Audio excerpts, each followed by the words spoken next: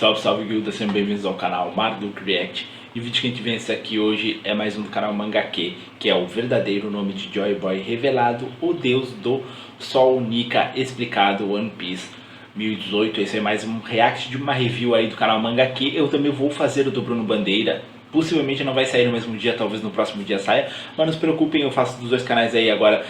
Depois de um tempo comecei a fazer dos dois, porque vocês gostam bastante de ver. Então bora ver isso daí, galera. Se vocês estiverem gostando desse react aí do canal, não esqueça de deixar um like, se inscrever no canal e ativar o sininho para receber a notificação. E sem mais enrolação, bora pro vídeo. Existem três coisas que não podem ser interrompidas: o sonho dos homens, o fluxo do tempo e a vontade herdada. Enquanto as pessoas continuarem buscando o sentido da liberdade, tudo isso jamais deixará de existir. Essa é uma frase marcada é típica do Evandro na sua mente, que ganha um pouco mais de calor quando se descobre que um deus solar é o libertador.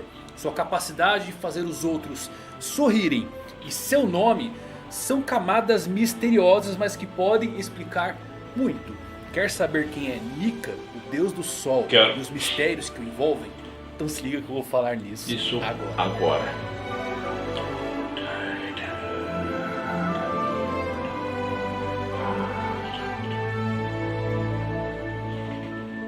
Fala galera, Evandro Fusari com mais um vídeo pra vocês. Olha o style do cara.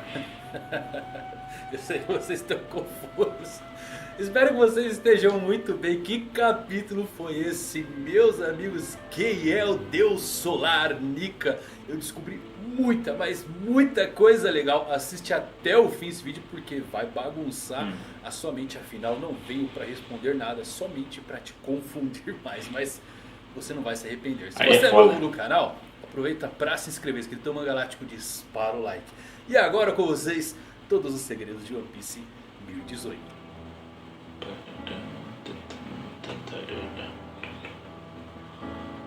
Então bora lá, pior geração. Eu não costumo falar muito dessas capas que são pedidos de fã, porque não acrescenta nada ao canon da história. Mas essa aqui, tenho que ser sincero, me chamou a atenção, porque temos Uchi e Peijon em uma sala cheia de brinquedos de pelúcia de dinossauros. E os brinquedos, eles são a representação todas as Akuma no Mi dos piratas das terras. Temos um dragão, um pteranodonte, um brachiosaurus, um mamute. Porém, Uchi abraça um tiranossauro rex, dinossauro talvez mais icônico e que ainda não ganhou uma Akuma no Mi representada em One Piece. Pode ser o Alossauro de Drake, mas ele era um impostor.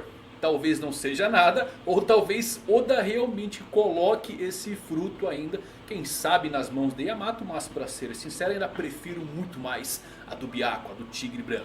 Bom, nosso capítulo começa no interior do castelo, onde cerca de 300 gifters já traíram Kaido. Alguns dos homens da fera estão agora mirando ao Tama, porque perceberam que é o poder dela que vem causando todo esse caos. Com isso, Nami e Usopp tentam escapar, levando a garota junto deles. E quando os homens de Kaido quase os alcançam, surge Daifugo, que os derrota, abrindo então caminho para sua mestra conseguir fugir. Speed também chega para proteger o Tama, detalhe bastante... O Soap sempre bem característico, né?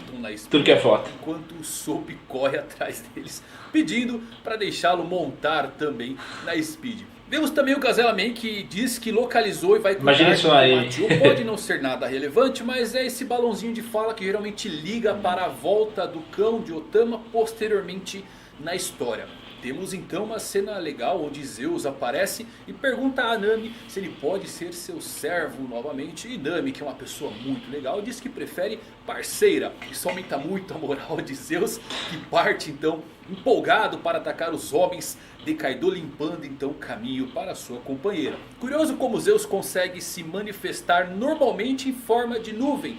É bem diferente esses homens feitos com a alma da Big Mom. E agora Nami e Zeus, com toda essa sinergia combinando, vão se tornar incríveis e poderosos. Resta saber se veremos esse poder todo aqui no país de Wano, ou se já é Oda configurando Nami para a guerra final. Vamos então para os membros da CP0 que discutem sobre a mudança no seu tabuleiro. Agora a diferença entre os exércitos é de 16 mil membros do lado de Kaido contra 9 mil. Mano, tipo, eu tô muito curioso para saber o que vai rolar além do que tá rolando.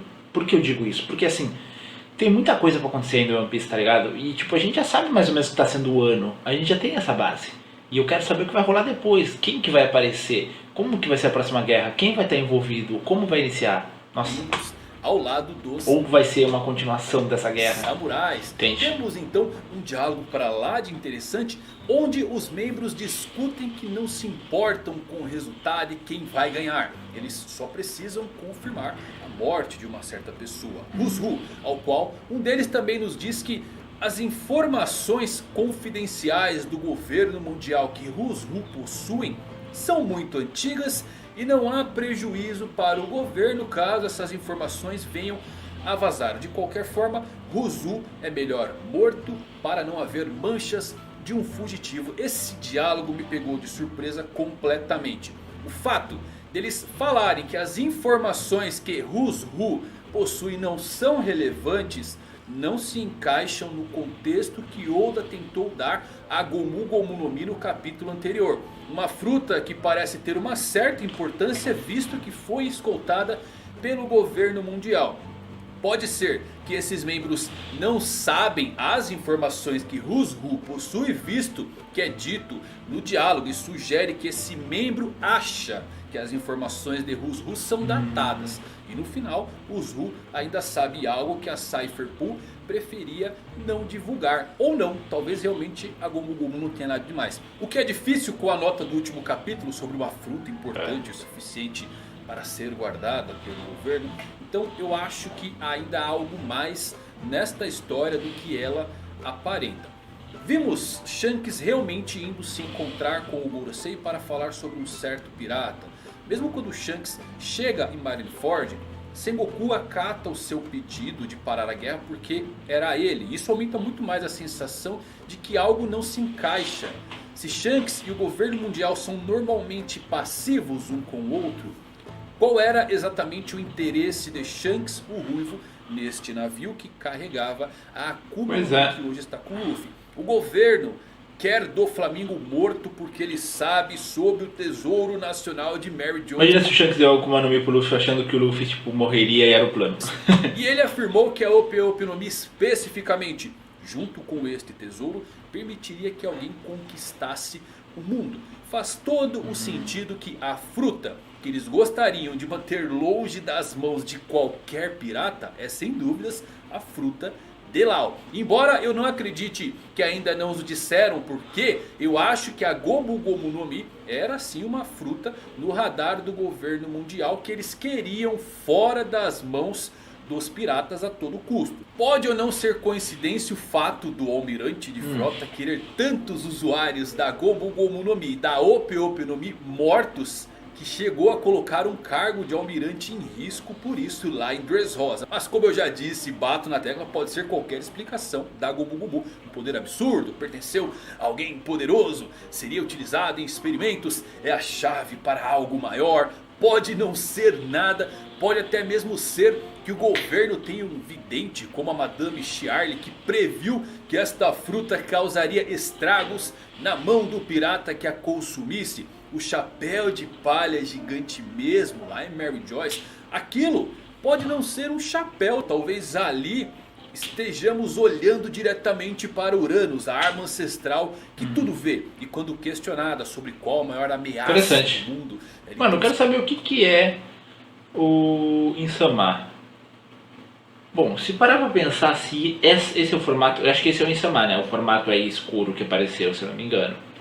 Se isso é o formato, tem que levar em consideração que as mãozinhas estão lá embaixo. Se aí for um chapéu gigante que tá na cabeça dele de ponta e ele é tipo um anão. Deve ser algo assim, tá ligado? Transforma nela. Insama perguntou qual era a maior ameaça e ela mostrou um chapéu de palha. Quem garante que no passado não se transformou em uma Gomu Gomu no Mi e por isso o governo mundial foi atrás? Essa teoria é interessante porque ela poderia até mesmo mostrar como In antecipa os movimentos de todos. Depois eu faço um vídeo sobre isso, como cada arma ancestral é ligada a um tipo de Haki. Mas agora vamos para o quarto andar. Temos Huzhu contra Jinbei, uma das melhores lutas de Wano até agora. Ah, eu ouvi falar dessa luta. Com os diálogos mais bombásticos que já rolaram dentro do castelo de Onigashima. Que luta, meus amigos. Huzhu utiliza o Geppou para pular no ar e solta um Gagan. E Jinbei bloqueia utilizando seu Haki de armamento, mas ainda sofre danos. Esse golpe é muito forte, visto que Rus-Ru nem mesmo encosta em Jinbe e ainda assim conseguiu superar seu haki de armamento. Sem contar que o golpe praticamente fura o chão e vai para os andares inferiores do castelo.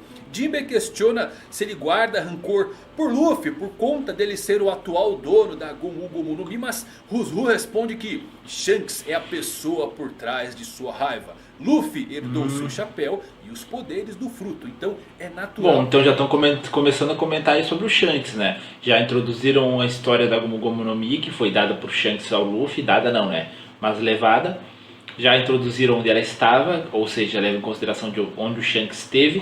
E estão comentando ainda sobre o Shanks. Então, está começando a desenvolver a história do Ruivo, né? Que foi falado que no próximo ano aí seria algo importante. Direcionar todo o seu ressentimento para o Chapéu de Palha. Portanto, temos a confirmação que Shanks roubou a fruta diretamente de Rus-Ru e que ele está bravo com o Luffy só de olhar para aquele chapéu. Shanks deve tê-lo tratado tão mal, considerando o que ele fez com Eustace Capitão Kid. Rus-Ru ainda saiu no lucro, mas isso está deixando que ele fez, eu não tô ligado, com um pirata mais brutal. Apesar que, se lembrem, quando o tiro dado na cabeça do bandido da montanha surgiu, foi algo notável. É a primeira morte de One Piece e ela está no bando do Ruivo. O que eu acho legal aqui é que o Rus-Ru especifica Shanks como causador da sua ruína. Como Kid, a exemplo, é um pouco diferente. Quero ver a habilidade dessa galera. Para os do piratas foda do Ruivo, não necessariamente perdeu para Shanks. Então é bem possível que o Ruivo chutou a bunda do Rus-Ru enquanto o Lucky Ru estava saqueando o navio. Voltando para a luta, Rus-Ru comenta sobre como foi sábio Jinbe se esquivar do seu ataque, já que o armamento normal não teria a menor chance contra ele. Comenta como Jinbe se move muito rápido em terra, apesar de ser um homem peixe. Jinbe responde a ele que não sabe como responder a algo tão preconceituoso, o que faz Rus-Ru se lembrar que ele tem algo a perguntar ao Homem-Peixe, mas não antes de tentar mais uma investida e um ataque na qual é inutilizado pelo Karatê de Jinbe, que aplica um belíssimo Ippon em Rus-Ru. A batalha para por um instante porque Rus-Ru tem algo que quer perguntar e questionar a Jinbe. Rus foi preso e torturado e um guarda disse-lhe para orar para o deus do sol chamado Nika. É dito que Nika é um guerreiro lendário em que seu sorriso podia libertar qualquer um de seus pesares. E que um dia ele viria para libertar todos os escravos do mundo. E uau, muita coisa aqui, hein galera, muita coisa mesmo. Primeiro de tudo que a primeira menção a Deus Sol no mundo de One Piece surge no capítulo 287 na história de Noland. Inclusive a silhueta de Nika nesse capítulo lembra muito um guerreiro de Skypiea. E mais ainda, por algum motivo, a silhueta do Deus Sol também lembra bastante a silhueta dos lobos dançantes lá em Skypiea. E olha que legal, esta é a cena favorita de Eiichiro Oda em todo One Piece. Ele disse isso durante uma entrevista em 2020 para a TV Fuji. Não só isso, os gigantes de Elbaf cultuam o Deus Sol também. Vemos isso no capítulo 866 e 867. De acordo com as crenças de Elbaf, todos os anos, o festival do solstício de inverno é realizado para celebrar... Já parou que o Oda, para pensar que o Oda pode ter feito algum dia uma conta fake na rede social, entrado na conta de alguns canais que falam sobre One Piece e ter falado qual o final de One Piece como se fosse uma pessoa normal, chutando e ninguém deu bola? Já parou para pensar nisso? Que a resposta pode estar em algum canal aí, em algum comentário e ninguém nunca imagina? A morte e o renascimento do sol. Disse que depois disso o calor do sol voltará para encerrar o inverno. Já a história que Rus-Ru ouviu poderia ser sobre Fisher Tiger, já que ele libertou os homens peixes e por extensão uma grande quantidade de escravos. Não, porque Fisher Tiger fugiu há 15 anos atrás e morreu depois de salvar Koala, curiosamente 12 anos atrás. Então Tiger era um pirata bem conhecido, não pode ser Nika, que parece algo muito mais antigo, porque se forma um mito e até uma religião em cima de Nika. Temos o que desvendar bastante com a revelação desse Deus Sol e já vou chegar na parte da identidade que eu acredito ser. Mas eu gostaria de acreditar também em uma possível virada incrível na trama, onde o Oda poderia fazer o Usopp crescer para o papel desse protetor. O Soap utiliza uma máscara que lembra muito o Sol quando ele assombra Enies Lobby como Sogeking. Ele abate a bandeira do governo mundial. Entendo a referência, mas não sinto isso tanto. A alcunha dada a ele pelos Tontatas é literalmente Deus. Eu espero que todas essas configurações sejam, quem sabe, para uma grande subversão da expectativa da fandom, porque o Oda gosta de fazer essas coisas. Fora isso, me faz pensar que Rus-Ru terá um papel muito importante ainda na trama e quem sabe pode se tornar o próximo companheiro de tripulação ou um aliado de Luffy, visto sua adoração a Nika. Meu único raciocínio é que Yamato parece bastante óbvio entrar no bando. E ter alguém que declarou seu ódio por Luffy, mas nunca o conheceu, pode ser curioso, porque vai trazer toda essa história temática que nos faz pensar sobre liberdade e os poderes do Luffy de fazer as pessoas passarem para o seu lado. Rus-Ru pode perceber que o deus que ele tanto busca é o libertador que veio para derrotar Kaido agora. Bom, voltando à luta, Rus-Ru ataca novamente Jinbe enquanto ele continua falando, dizendo que durante as suas torturas ele então orou ao deus do sol Nika, não se importando se era um mito ou não. Jinbe pergunta por que Rus-Ru está contando a ele sobre todas essas histórias. E Rus-Ru diz que eles, os piratas do sol, são ex-escravos. A história dos homens peixes é a história da escravidão do mundo de One Piece. Então com certeza eles devem saber algo sobre Nika. E isso afeta bastante o Jinbe. Ele fica com raiva e essa raiva é até simples de se deduzir sobre por quê. Rus-Ru mexeu diretamente no sonho e na vontade herdada de Jinbe. Ele quer o fim desse preconceito que ainda existe contra seu povo. Jinbe herdou a vontade de Otohime e de Fisher Tiger.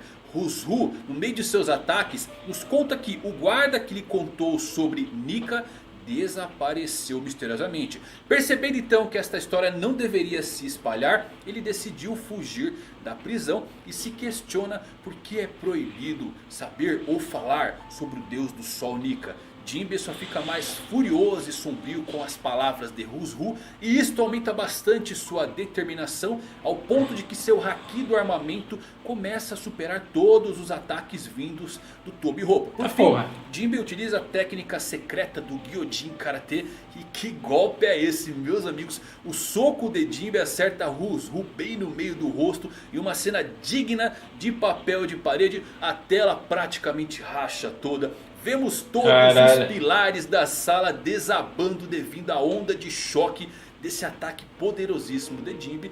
Rus-Ru não deveria ter citado sobre escravidão com o Big Boss. Vale o detalhe aqui, os raios negros mostrados nessa cena. Também mostrando que nem sempre indicam o uso de haki do rei. Percebam a genialidade de Oda, porque de alguma forma ele conseguiu transformar um ex-CP9 sociopata em um cara trágico que encontrou paz em uma religião solar. Eu amo como One Piece pode ser imprevisível. Já Jinbe, que adição épica para a equipe do Luffy, meus amigos. Se Jinbe pode dizimar um Tobi-Roupa como Rus-Ru, que pode utilizar Ushiki e haki mesclados, e é um Zoan ancestral, quão forte é Jinbe, meus amigos, que personagem é esse? Agora vamos à parte mais interessante desse capítulo, voltando a Nika. Eu pesquisei e achei coisas muito interessantes que Oda pode ter escondido nas entrelinhas. O nome do deus Sol, Nika, é semelhante à deusa alada da vitória na mitologia grega. E aqui vem a mente brilhante do criador de One Piece. Nika significa vitória e tem um nome muito curioso que também significa vitória no sânscrito javanês, Jaya. E sabe onde temos esse nome? Em Jayabaya, que também é lido como Joyoboyo. O rei javanês justo, renascido na Era das Trevas para acabar com o sofrimento, para trazer a justiça social, a ordem e a harmonia do mundo.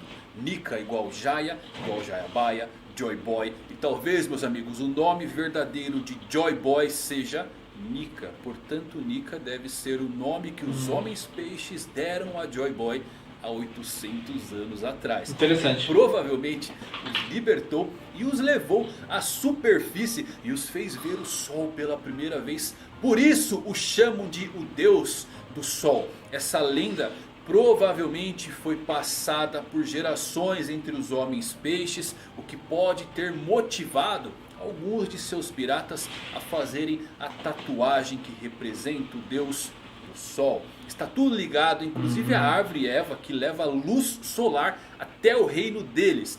Muitos de nós acreditamos que Joy Boy pode ter sido um gigante também por conta do chapéu de palha gigante que porra, tem pior, né? E os gigantes Imagina. acreditam no Deus do Sol. Talvez os gigantes, quem sabe, foram escravos no passado, assim como os homens peixes. E o Deus do Sol os salvou, mas não conseguiu salvar os homens peixe a tempo. Então escreveu um pedido de desculpas aos seus companheiros em forma de poneglyph. Eles então formaram os Piratas do Sol porque seguem o caminho em direção ao Sol. Os Minks estão esperando o amanhecer, o nascer do Sol. O ano é claramente inspirada no Japão, também chamado de a Terra do Sol Nascente. Então o Deus Sol pode ser Joy Boy e as pessoas só esqueceram porque é proibido citar as suas histórias. Mas ele viveu como um Deus solar nos mitos e lendas. Joy Boy é um título, Nika pode ser a pessoa. O primeiro Joy Boy de todos, ou algum que herdou a sua vontade. Nika trazer sorriso para as pessoas e libertar escravos parece ser uma grande referência a Joy Boy. O chapéu de palha é o símbolo da aurora, com uma fita vermelha acende a red line no horizonte e o sol nascendo ali. Luffy também está libertando a todos e não vou longe em dizer que sua próxima marcha pode ser parecida com as lendas do Deus do Sol. Hyogoro dizendo que Luffy parecia uma figura divina não foi à toa. Kaido dizendo que Luffy utiliza Gomu Gomu alguma coisa. Rus se referindo ao Deus do Sol enquanto fica bravo com Luffy. A quinta engrenagem pode, quem sabe, ser literalmente a sua transformação nesse mito. Uma coisa é certa, Luffy realmente vai marchar para Mary Joyce a fim de libertar todos os escravos.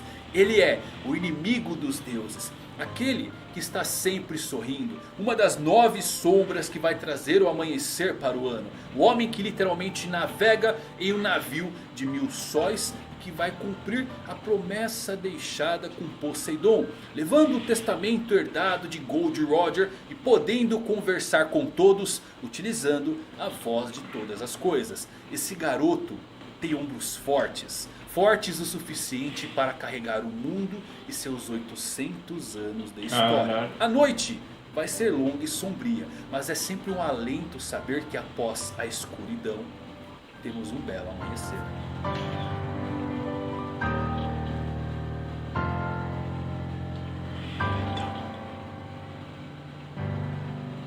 E aí galera, o que vocês acham? Será que o Oda escondeu realmente o significado de Nika? Nika Vitória, Vitória Jaya, Jaya Baia, Joyo Boyo, Joy Boy.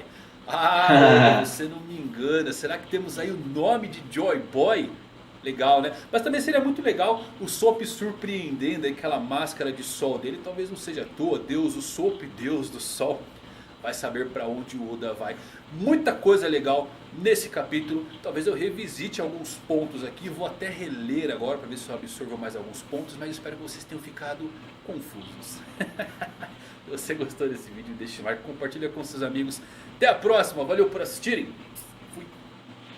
Mano, foda, foda. Muita informação, assim, tipo, foi um episódio mais de informações. Mas eu acho que assim, o ápice da informação principal desse episódio é a relação de eu estar percebendo que o Oda está começando a desenvolver a história e aos poucos adicionar coisas à relevância para trazer o Shanks. Tanto pode ser para trazer o Shanks para o ano, quanto para uma pós-guerra após o ano, tanto para algum outro motivo de fazer alguma coisa com ele, que eu acredito que, como ele mesmo falou, que o Shanks vai brilhar no próximo, não sei se é no próximo ano ou nos próximos anos, mas eu acredito que o Oda já está introduzindo algumas coisas para se tornar mais interessante, a gente já criar algumas dúvidas e algumas coisas assim, para ele começar a voltar. Tem essa parada do Joy Boy também muito interessante aí que o Evandro comentou. E também outra coisa que vale ressaltar é o Luke Hu. Eu não sei porquê, mas eu tenho muita curiosidade de saber como que funcionam as habilidades dele. Mas não só dele, também tem o Ben Beckman, outras pessoas aí do grupo do Shanks, que eu tô louco pra ver em ação, cara. Nossa, eu tô louco pra ver a tripulação toda do Shanks em ação, tá ligado? É uma tripulação que é considerada muito equilibrada no geral. Então eu acredito que vai ter que ser colocado numa questão bem específica pra, digamos, eles serem bem utilizados, tá ligado? Vai ser bem foda. Bom, galera, mas eu espero que tenham gostado desse react. Comentem aí o que vocês acharam dessas opiniões e do que o Evandro falou. Se vocês tiverem gostado, não esqueçam de deixar um like, se inscrever no canal, ativar o sininho pra receber a notificação e até a próxima. Falou!